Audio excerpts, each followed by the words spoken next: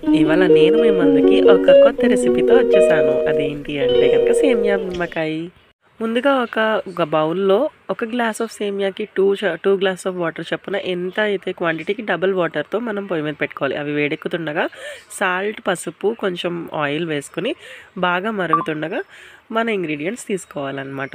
So, ముందుగా సేమియా అయితే ఆ బాగా మరిగిన ఎసరులో వేసుకోవాలి.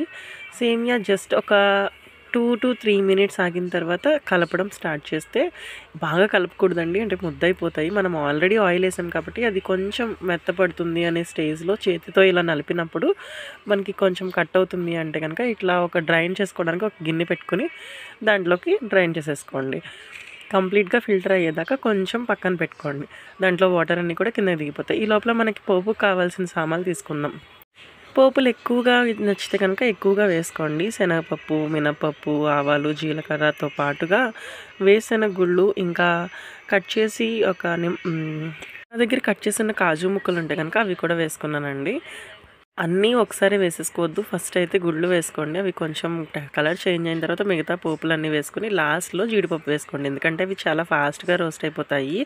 సో, కలర్ మారి గోల్డెన్ కలర్ వచ్చిన తర్వాత స్టవ్ ఆఫ్ చేసి పోపునైతే పక్కన పెట్టుకున్నాం. మనమైతే ఏదైతే ఫిల్టర్ చేసుకున్నామో, డ్రైన్ చేసుకున్నామో వాటర్ కంప్లీట్‌గా కిందకి దిగిపోయిన తర్వాత ఒక పెద్ద కలుపుకోవడానికి వీలుగా ఉన్న ఒక ప్లేట్ తీసుకొని దాంట్లోకి ఇట్లా విచ్చుకోండి. పొగలొస్తుంది కదా ఇంకా సేమియా. సో, ఆ టైంలో మనం తీసుకున్న పోపు మాత్రం అలా వేసేసి ఆ ఆయిల్ తడికి ఆటోమేటిక్‌గా అదంతా కూడా పొడి పొడిలాడుతూ వచ్చేస్తుందనమాట.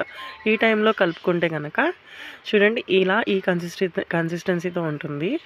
అసలు చాలా అంటే చాలా బావుంటుంది. జనరల్‌గా చాలా సార్లు దీనికి నిమ్మరసం వేస్తే సరిపోతుంది. కానీ మా ఇంట్లో మేమేం చేస్తామంటే ఏదైతే మామిడల్లం ఇంకా పచ్చిమిరపకాయలు ఊరబెట్టుకున్నామో ఆ నిమ్మరసం వేస్తాం డైరెక్ట్‌గా.